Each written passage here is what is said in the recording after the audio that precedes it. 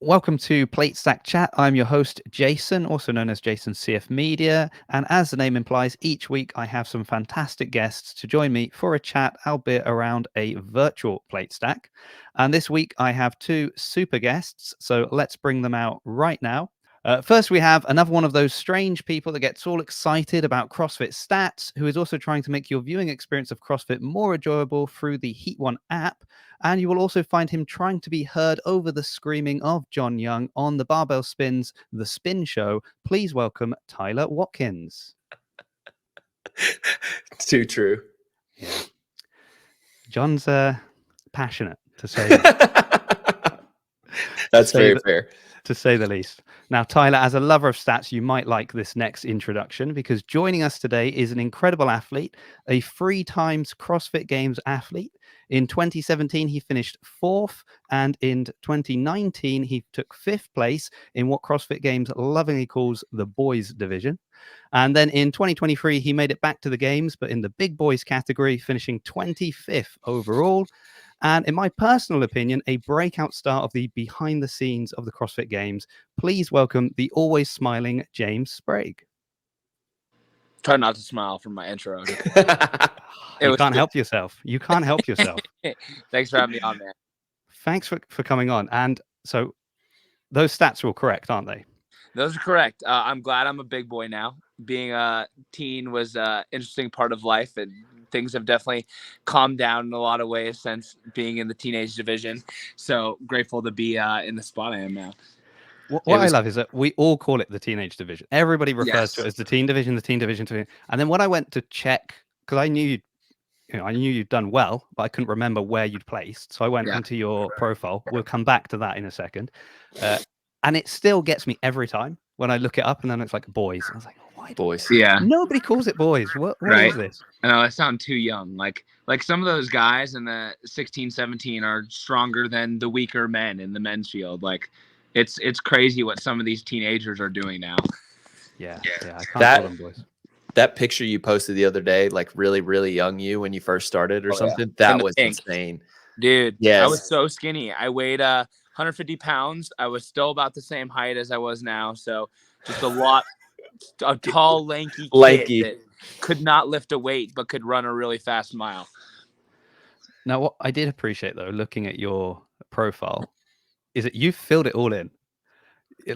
There's maybe 2 spaces, I think, on the benchmarks, and that's about it. And you've even put in like a bio. You've written information about yourself, or to go to your Instagram or your YouTube channel and stuff like that. Yeah. I mean, I love that. I imagined you would, as a lover of stats. I thought this guy. Yeah. It's so aggravating when you're trying to research athletes and then you go to their CrossFit bio page and there's nothing.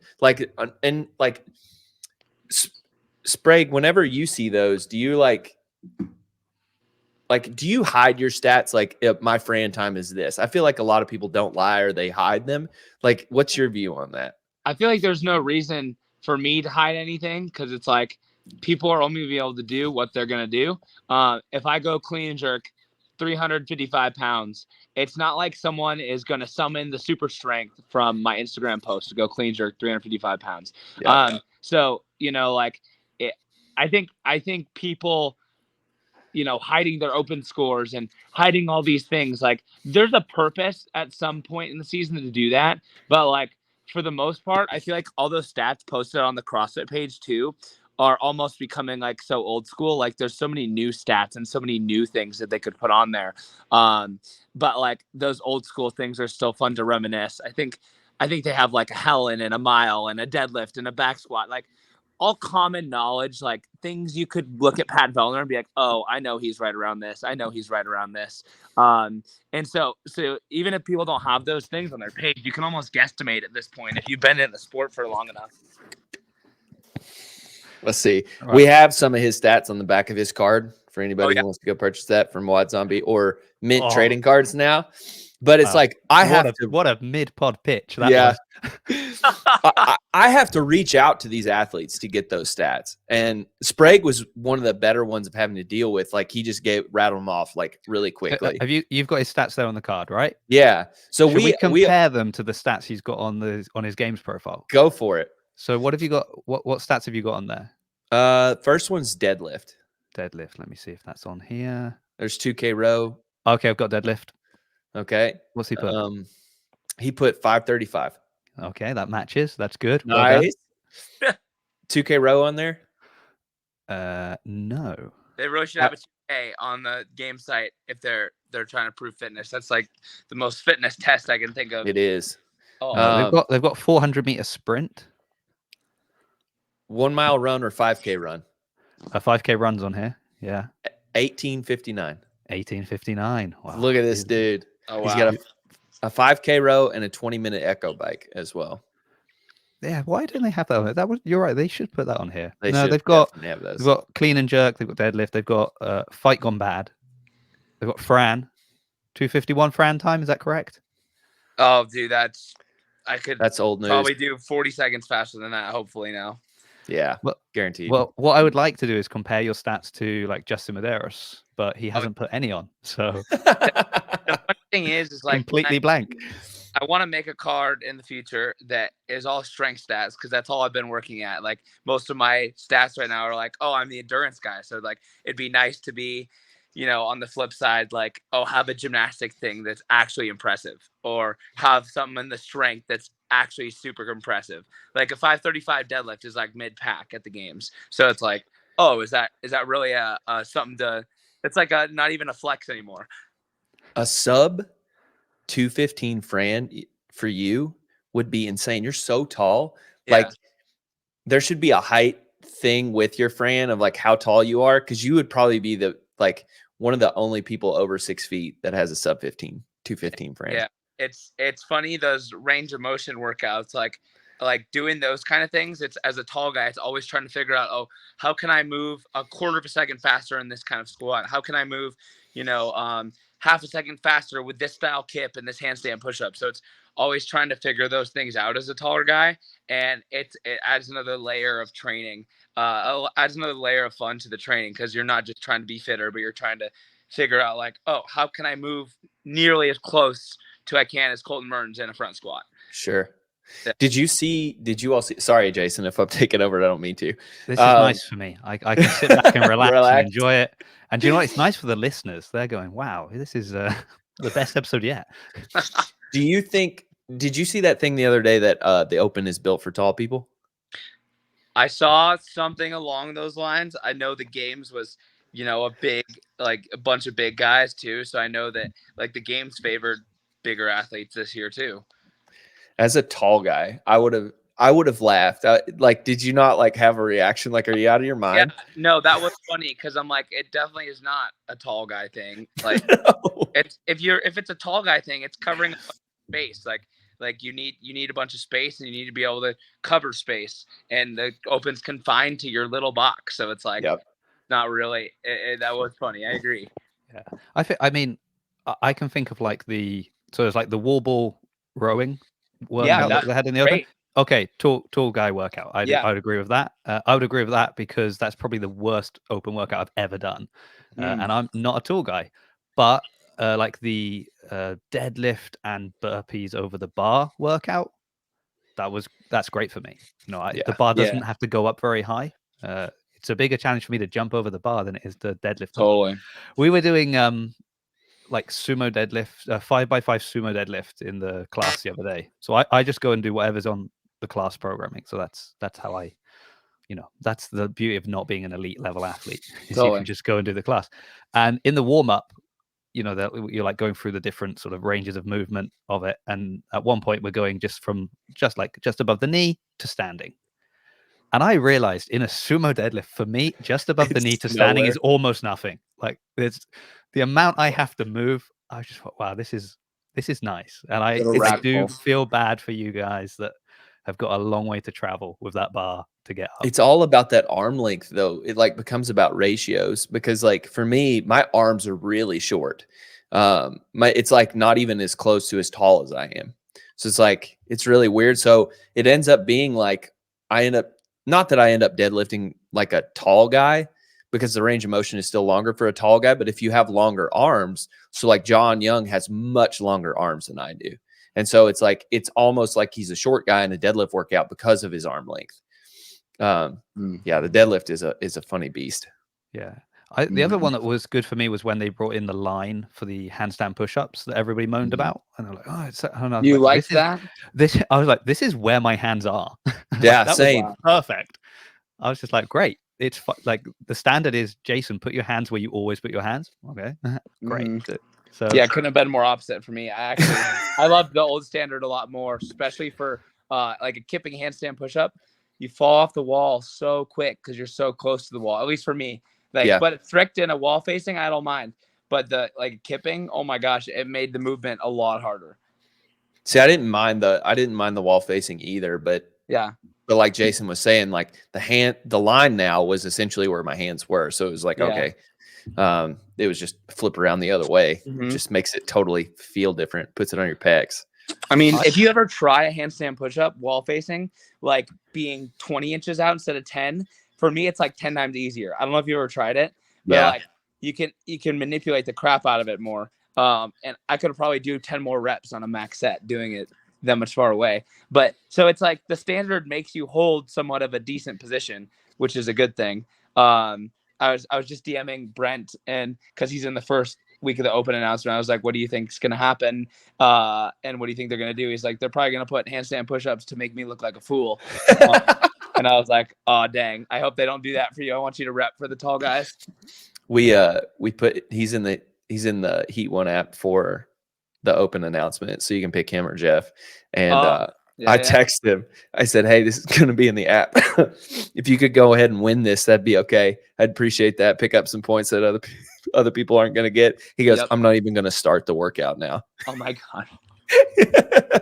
Dude. Well, I feel like Brent in years past has never really tried in the Open either. Like now he has a reason to go show something in the week one in the live. So I'm like, it'd be nice to see him go hard. So that's interesting, because there's also that idea that people talk about Brent like he's much better at in-person competitions. Like that's always sort of whenever it's an online thing, it was kind of like that's not his forte. He's he executes well on the field in person. So it's interesting, like a live announcement. Where does that fit in? It's not.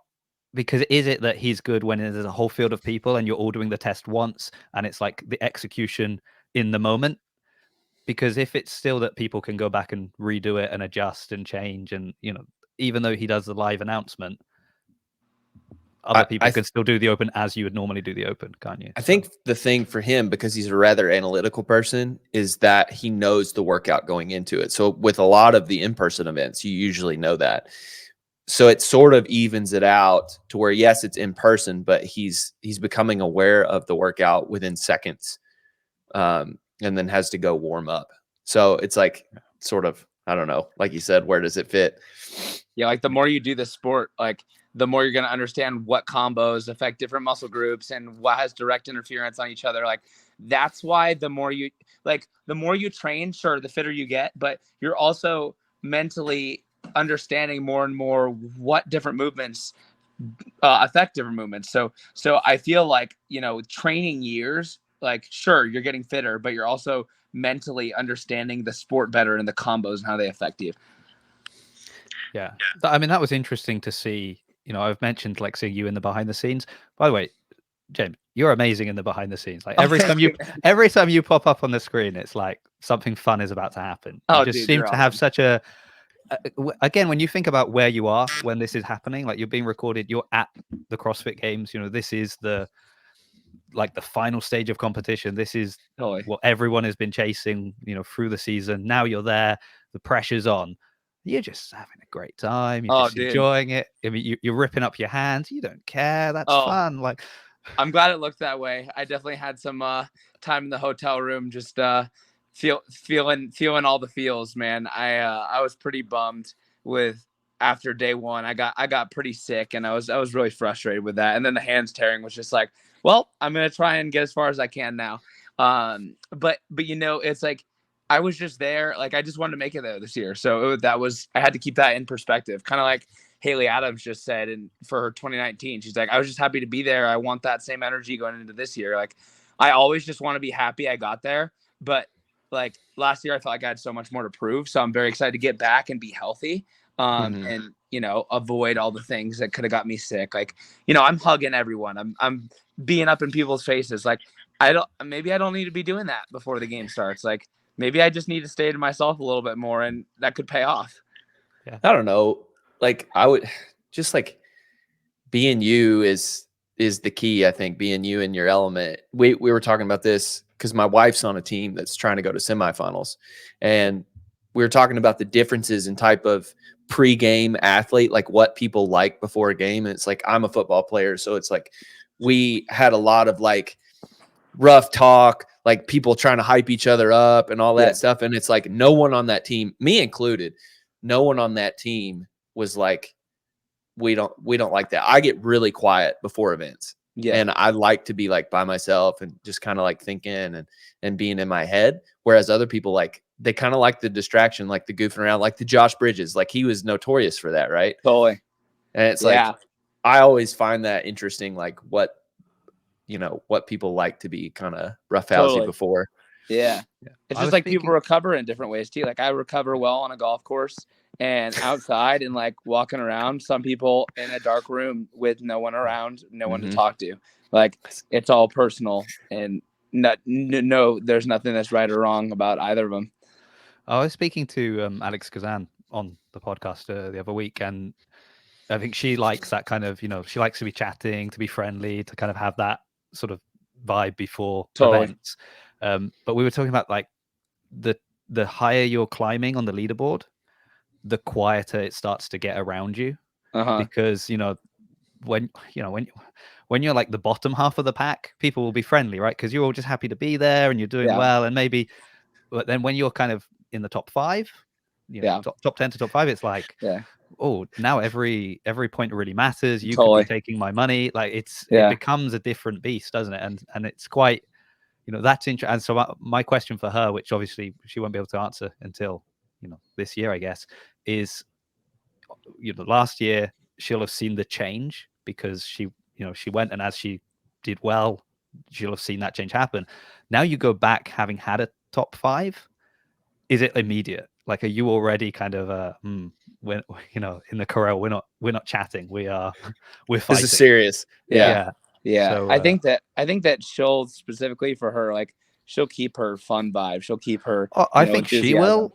I don't think it's her. I think it's the others, isn't it? Like everybody in her group. Yeah. Oh yeah. Yeah. That makes sense. Like the coaching group takes it more serious now, or whatever.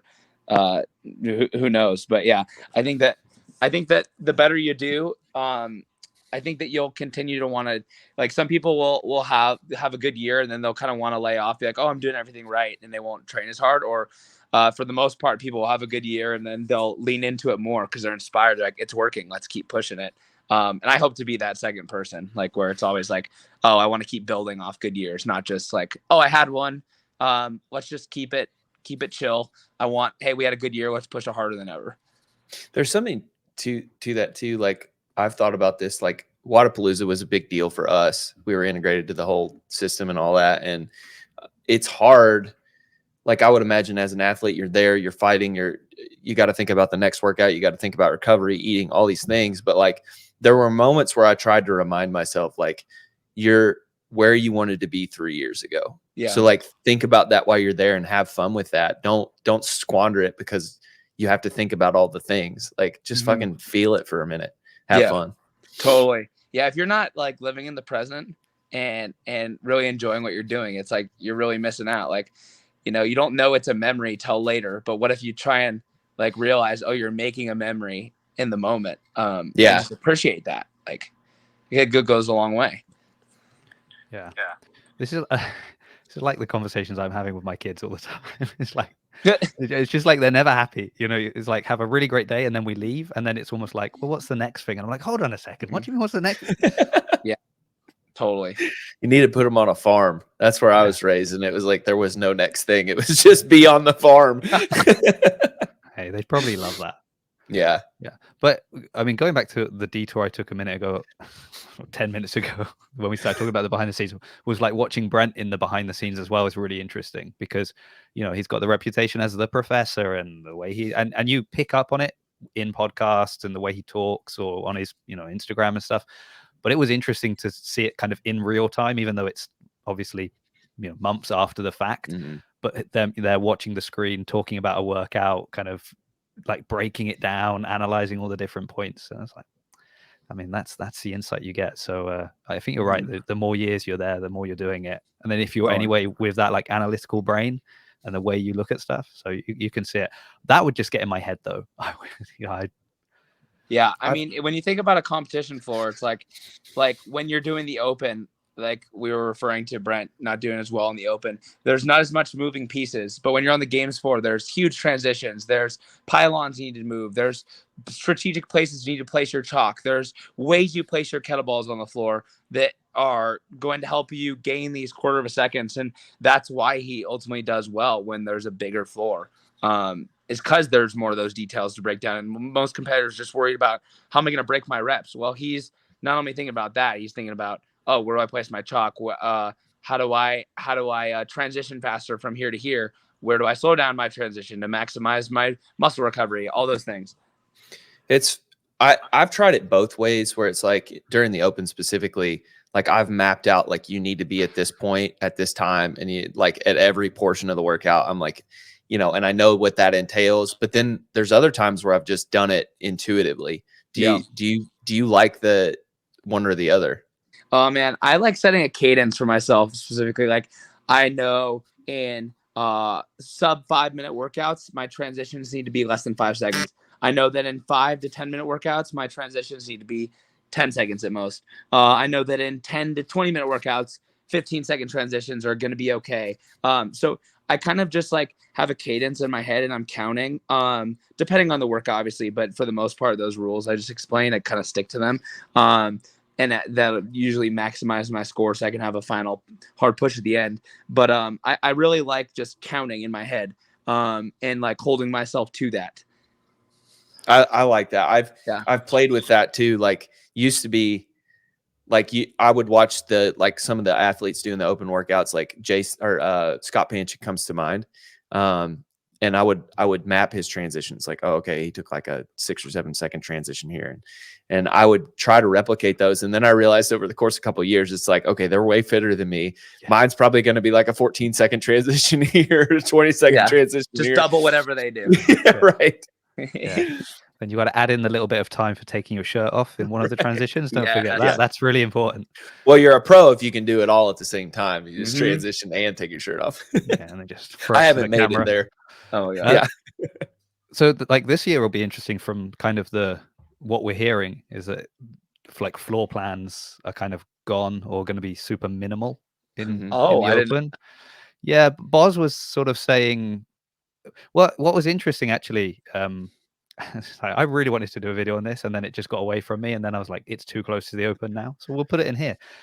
This will come out on Friday. The people will be doing the open right now, but basically in the conversation he had with Chase on the Games podcast, they were sort of saying that quite a lot of the things that became standard in the last couple of years were actually only introduced during the kind of COVID lockdown period, where people were having to do the open at home or, you know, limited in gyms, and also that was qualifying people into the virtual games and all of that sort of thing. So like the equipment list wasn't a thing before that. The detailed floor plans for the open were not a thing before that. So the open floor plans will probably be like health and safety plans more than anything else. Yeah. You know, so it'll be like if there's going to be pull-ups, it will be like, and the pull-up rig must be, you know, X distance from the rower or the barbell or whatever, just so nobody's like transition time super quick. I'll have my barbell under my pull-up bar and sort of just I'll drop down onto my rower and start rowing. That'll be the quickest way. So it's going to kind of go like that, which means obviously depending on, you know, the layout of your gym, how much space you have, or, you know, how many people are doing it when you're doing it, you will see slightly different setups, which will factor into, you know, slightly different transition times, we imagine. But I had a thought today, and I'd love to hear your guys' opinion on this. And maybe someone's already said this, but it's one of those things that just randomly popped into my head today. I was like, I almost posted about it, and then I again didn't bother. So we'll put it here. So everyone talking about making the open matter again, right? That's a big thing I always hear is how can we make the open matter again? We've got to make the open mat. What if the person that won the open just that qualified them to the games? Just that one person. So one spot for the games is allocated to whoever wins the open. I feel like it's so funny you say that because I feel like there's always like, say they did top 5. They did top 5 from the open. I would say one or two of those people usually don't make the games. Like there's usually that like dark horse in the open that you're like, huh. And then they don't make the games because they can dominate online competitions. And sure, they do the workouts right and they hit the standards, but they can't perform on that floor. If you take one person, I think that one person would always make the games. Like I feel like the winner of the open is always doing well at the games. Correct me if I'm wrong, Tyler. I'm pulling it up right now. I was like, yeah. Like last year, wasn't it? Wasn't it Adler? Yeah, it was Adler, Tola, Colton, Tyler Christoffel. So there's your one. And Tola. Yeah, and Roldan Goldbaum. Interesting. Yeah, so it's like 3 out of 5. Not even. Tola's a weird one too because he's awful big to get second in the open. I always think that every time I see him. I'm going to look at the women real quick. Mal, Paige Powers, Emma Lawson, Ariel Lowen, and Alex Kazan. So that those would have been fine. If you had a good thruster, you'd be fine last year, from what I remember. Like a good thruster, and you were top 100 in the thruster and got 100th and everything else, you were fine. Yeah, that really annoyed me. That because I mean, again, I'm not an elite level athlete like you, but I did the open workout, pretty much every open workout, probably with in the same class with the same few people. Yeah. And there was one person, and I beat them on every workout, not by a lot, but every single workout. And then they just hit a massive thruster, and they kicked your butt in the open. Yeah. I get that. And it's I think they should bring back ladders. Like they should, if they're doing lifts in the open, like make it a ladder, kind of like quarterfinals. They did 275 clean jerks with birdie box jumps. Like I think that there was some people that had 3/4 the strength of another guy and still beat them because they could cycle birdie box jumps fast and still, have some good battery output. But like I beat guys, I had a 345 clean jerk during that workout, and I beat guys who had a 375 clean jerk. So I like the ladder style for myself specifically, and just for CrossFit because it's more of what CrossFit's preaching. Yeah. I'm glad you qualified it with that end part because what I quite liked before that was going is I quite like this format for me. This is really good for me. They should do the open like that. Why aren't they writing the open for me? What's going on? I love that. I remember, I'm always going to remember that workout because it's the only time I've been within any kind of distance of Rich Froning. I think he thrustered like 253 or something like that. And his knee hurt and he didn't thruster anymore and all that shit. And I had like a 247 and I was like, oh my God, like I'm amazing. But I'm going to own Mayhem one day. I mean, my knees are fine, but what does that matter? It's right. On the same level as Rich. Yeah. Yeah, and who knows what else he'd done that day? Yeah. Oh, I'm sure he did something else. I bet he just went to his text or something. I actually have a funny question. This is totally off topic. Okay, so if you live in the city, you live in an urban environment. What is it if you live in the country? Are you? I mean, is there What's an answer? the word Do for you that? know Yeah. There's a word for that. Oh, I mean, I used to teach English. I feel like I should know this, but so it came up on I talk to Peter quite often. Coffee Pods and Wads, Peter. because we just talk about people living in the countryside. That's sort of our right. I'll go to oh, James is back. Sprague probably knows what I'm talking about. So if you live in the city, it's urban, right? But if you live in the country, it's what? Suburban? No, it's rural. Rural. Okay. Right. Yeah. Okay. Can you say that word, Jason? Rural. It popped up on my Instagram, so it's like some guy from England somewhere was trying to pronounce that word. He's like, I cannot pronounce this. And then there was another Instagram that popped up, and it was like, so I'm from like the Appalachian region of the United States, and we say rural, And so it doesn't really have that second R. And I guess that second R just kills people. Yeah. Mm. Rural. Yeah. Sorry, Can you it's roll totally your off R, topic. Jason? Oh, not very well. And that was a big issue for me living in Italy. In Spain or Because in they do it Italy. a lot. And, Okay. and then the other, so my wife's from the Philippines, Mm. and so they speak Tagalog, and they have these sounds that we just don't have in They do that English. thing with their throat. Yeah. Yeah. So there's like ngi, nga, ngu in the words, and like you have to make these in the middle. So it's like manga, and you've got to kind of like, yeah, it comes from the back of your throat. Yeah. Very. So that was a real learning curve. But the R thing, I can't get it. The other thing I can't do is the TH. It's called TH fronting. So like it's so when I do like a TH, it sounds like an F all the time. So like yeah, you all do that. Because But I do it very badly. Peter says turd instead of third.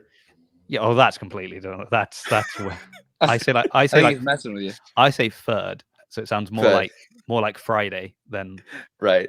So you're saying in Thursday. the Philippines they do the TH front? No, fronting. no, I do it. It's just a thing that I do naturally. I can't do it the other way. It's a nightmare.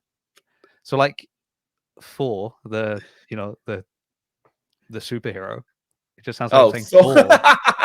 I thought you were saying four. I can't do it. I just physically can't do it. I've got to. Can you say the? I can say the. Okay. That's a different. It's when it's making like the F, like the F, and as opposed. This is. I mean, I don't know. We've gone. This is all because you asked about rural. Sorry. You started something Because bad. you asked about what happens when people live in the country. Guess which I of the love podcast it. gets cut. I love cultural differences. I can't help but talk about them all the time. Well, I learned off pod that you're from Wales originally. My folks are from Wales. So I can't wait to hear you start butchering that language. Oh yeah, with a redneck accent, it's gonna sound terrible. I'm sure. Sprague, where are your folks from?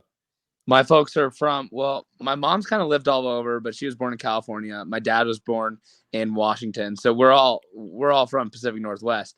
But like I said, my mom's kind of lived in a couple different countries, a couple different times. But I grew up here in the Pacific Northwest in Washington. And so moving to Florida for me was pretty crazy because it was completely opposite of everything that I knew, and very far away, basically as far as I could get away in the United States from tip to tip. But yeah, man. Did you miss, I guess you missed the Pacific Northwest pretty bad. I missed it. Yeah. There was a lot of things that, are very, niche to here. Like the mountain ranges we have here are very niche, and the people that I had over here, like I just missed them. So I'm grateful to be back, and I've definitely made some good new friends over here and have some awesome new training partners. And it's definitely different than being in a competitive environment every day like I was at Brute, but like it's been working super well. So are you back? Like, is this it now? You kind of. At least for the midterm, like it's like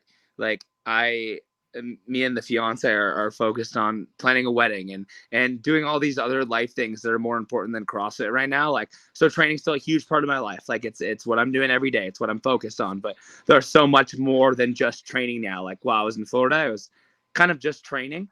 And so like I have other life avenues that I'm putting energy toward here, which I'm grateful to kind of have more balance here.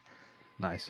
I love how you have to qualify everything as well, because you're like, I'm doing all the other things that are more important to CrossFit, and then you're like, oh, hold on, sponsors. But of course, training every day. I'm still training every day. Yeah, it's still really important, but there's other stuff going on as well. Oh, I think I'm working harder than I ever have. Like I've never trained this hard in a February block in my life, in my 9 years of training. But honestly, like it's been fun because it's refreshing, and I'm laughing more in the gym, and I have a new place and I have new people to do it with. So it's like, feels like I'm starting all over, but truly I've been working harder and seeing more progress than ever.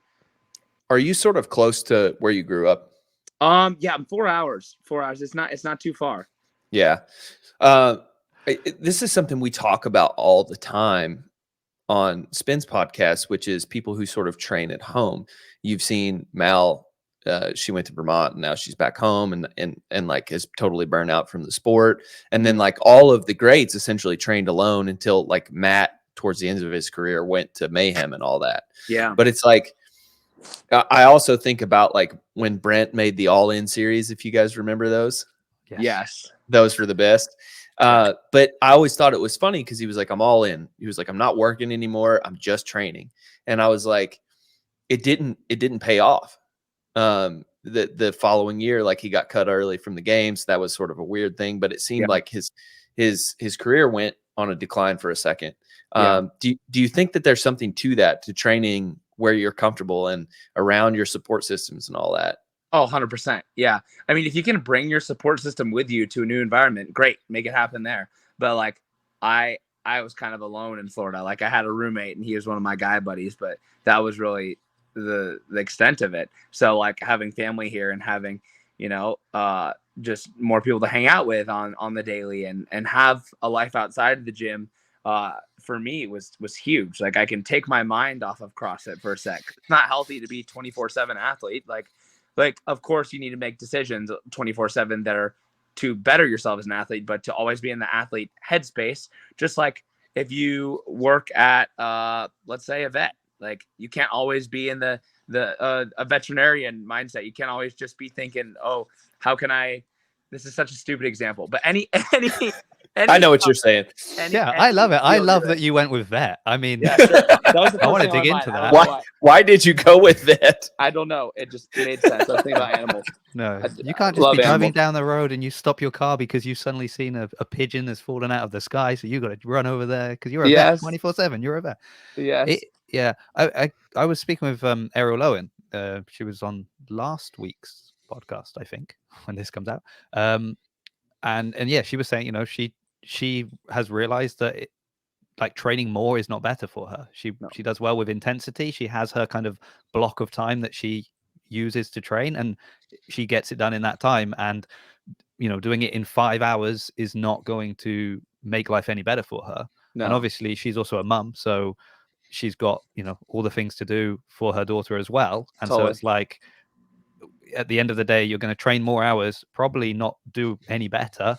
Yeah. And you're just going to lose out on those things. And she was saying how nice it is now because she finished third at the games that she's kind of got these stats to back up her claim that actually just training in these little blocks that works for her, and that does work for her.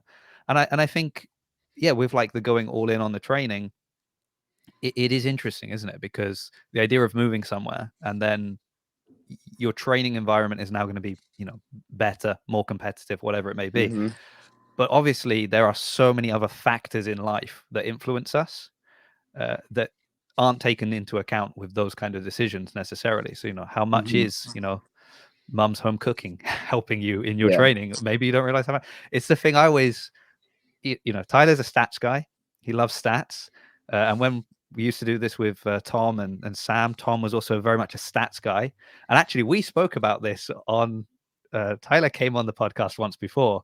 And we talked about like heart meter or something like that. We were saying like, where's the stat for that? Oh yeah. How much harder are you going to give a workout? And I'm someone that's like, I guess more because I'm kind of more like a storyteller type person. So like if I'm creating like recently I've gone to some competitions and filmed some stuff and I'm not filming who's winning. Like I'm filming other athletes and I'm filming people that have said something before a workout that I thought was interesting. And I want to see what happens. I want to see if this strategy works. And then I want to interview them after. And, if it went really well, congratulate them. And if it went badly, we're going to dig down into this and find out what happened. But I think stats aren't enough. Like you can look at the stats and on paper, this person should win. But you have to remember that there's things going on in their life that the stats will not reflect that can impact a performance maybe more than we realize. So, and I mean, I'm a firm believer in that. And I want that on the back of the cards. So from now on. It is funny. I sit here and make all these spreadsheets and track athletes and do all these things. And then I always get made fun of because I don't go with the picks the computer says. And it's always because I'm like, I like the story of this athlete going into this event. They have a lot to prove. They're down on themselves. They, storylines like that are more powerful because those are the moments that you really dig in. It's not when you're ahead that you're like, oh yeah, I'm going to kill myself. It's like, no, I have so much to prove on this. I'm going to do something that I'm not capable of doing. Mm-hmm. I'm interested to know then, like, how, particularly, I guess, the Open and quarterfinals, like how you're planning to attack that in a new environment. Because I guess last year, I would imagine that a lot of that was sort of taken care of for you. Yeah. And this time you've got to plan, when you're doing it, how you're doing it, setting it up, all of that. Yeah, I feel like it might even go even more smooth this year because like I'll do it with Cole Sager, who's just gonna be 11th year trying to make the games, and Katrin, who's 11th year trying to make the games. So like I'll still have people to do it with that are super high level, and look at the little details as well. Like Cole's super intricate. He's almost like Brent in the professor sense, where he looks at things and analyzes things super well. I also have my fiance to help me with that weekend too. And, just like, I feel like I'm not going to have any trouble doing any of this from here. I have no stress or angst about, competing in a new area. Like I feel almost that veteran mindset of like, okay, no matter where I am, I just got to trust my fitness. I gotta do what I do every day, which is, go to a dark place, be smart with my pacing, and be strong and be confident. And as long as I do those things, I know that's all going to turn out my favor. And I'm very excited to be on the West. I think that the West Coast Classic is going to be fun to be at. Yeah. I mean, I'm sad to hear that you go to a dark place every day. That I know. Sounds so horrible. Sad. That's why he's so happy. Yeah, exactly. I come out of that and be like, oh man, thank God that's over. That's why I sub, man. What's that, Gandalf, or is it it's Gandalf or somebody in our darkest times, if we only remember to turn on the light or something like that. There you go. Oh, don't do that, James. Don't be like in the dark place on the rower and then just decide to turn on the light. And that's it. That's enough of that. That's not helping. No. Oh, but it's nice that you sound like, because this was, I said, but in the behind the scenes, you seem very kind of happy, like you're enjoying the journey, you're enjoying the experience, which you do. We talk of like these veteran ones that have been there for some time, and sometimes that sort of shine seems to kind of disappear a little bit, and it is more work and less fun, which is totally it is good, but I think sometimes you perform well or better when you are relaxed, when you are happy, when you're enjoying what you're doing. So it's nice to hear that it sounds like that's going to be your approach anyway this year, no matter what, which is great. I know that Tyler's supposed to actually be working, so we're going to have to wrap this up very soon. I had one more question for Sprague. Hit me with it, probably. That's fine. I don't mind being late if it's your fault. I just don't want you to accuse me of making. What about reps ahead? Oh yeah, dude. That's about a month away now. So Philip, the guy that is in charge of reps ahead, he's awesome. He took a chance on me in October to have me do one of his first matches, and I took a chance on him. Like we both kind of agreed, like, hey, this is a new thing. It could go really awesome or it could go really poor. And it went amazing. And so I watched it. I was in the middle of nowhere and had hardly any signal. And I was like trying to climb to the highest point so I could get the most signal. No way. And watching it, so Jason, are you familiar with reps ahead? I've not heard of this. It's a 1v1 competition where athletes, they have the same, like they do the same workout, but it's an interval style. Yeah. That's it. And so it's like 2 minutes on, 1 minute off, right? Yeah. And the goal is to get an X amount of reps ahead of the other athlete. If you do that, you win. Oh. So you can do it in the first round, technically, if you go ballistic and get ahead of them. But that's if you don't, that's a dangerous strategy. Yeah. Yeah. Like, so you went with Scott, right? Scott Tetlow. No, I went against Tyler Eggman. That's right. So in the first round, Tyler tried that. He tried to break out ahead, and he led Sprague for most of the competition between them. And then Sprague ended up winning in the end. It was like every round I was like, Tyler's going to edge him out. He's going to make a break. And then he just lost gas. Yeah. Like I knew Tyler going into that. He's one of the most explosive athletes I've actually ever witnessed. And like his Fran time would probably be like 150, like like something insane. Yeah. But anyway, yeah, I knew that like that was gonna happen. I knew like Tyler is going to try and just like go crazy in this, and I think Dallin's gonna try and do the same thing. Dallin doesn't have the experience of doing the reps ahead thing yet. It's kind of it's a lot different than a competition. Like you have to be looking at your guy. You have to be, you know, analyzing what they're doing. Well, you know, I'm at Wadapalooza. I'm just focused on getting my best time.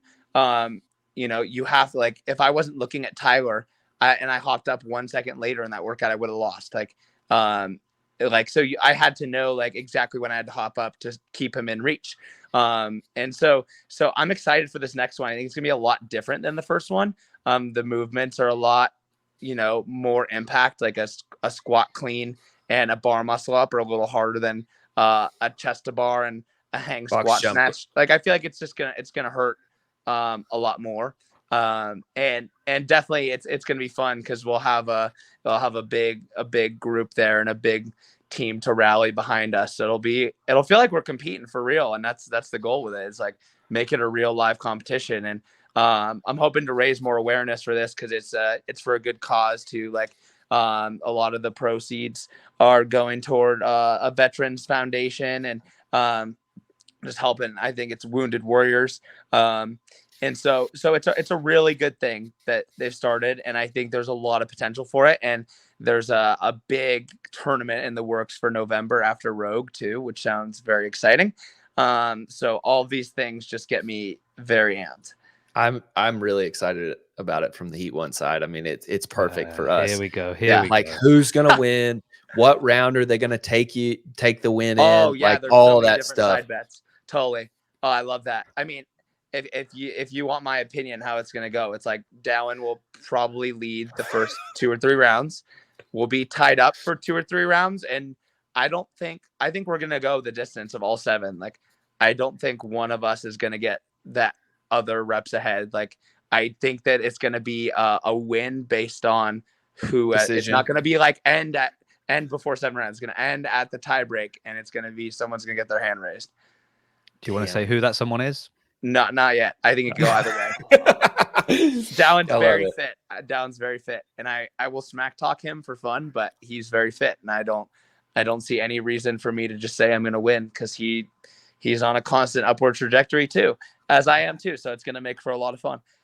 I love the two you two because you're very different athletes, and that workout's going to be fun to watch. Totally, yeah. It's good for both of us. If you put a handstand push up in there, I'd be like, man, dang, I'm just going there for fun. But like these are great movements for both of us that we can both full send. Nice. Yeah. All right, boys. I gotta go. I appreciate it. Thank you, Jason. I'll see you soon. Where can people find you quickly? Just do all your plugs. I mean, you've done them throughout anyway, but do them now. Sevon's taught me a couple of tricks, I guess. Find me on the Heat One, or just go download the Heat One app. You can also find me at TEXXESS on Instagram. We're doing the Open, so you can play the Heat One app for the Open. Make your picks on who you think the Open announcement's going to win. The Open announcement winners, self versus the world. We're also doing an underdogs camp, and then we have other picks throughout the app. So find me there. Done all my picks. Don't worry. Good. Put them all in. Okay. Sprague plays. Sprague was playing at Wadapalooza. I do play.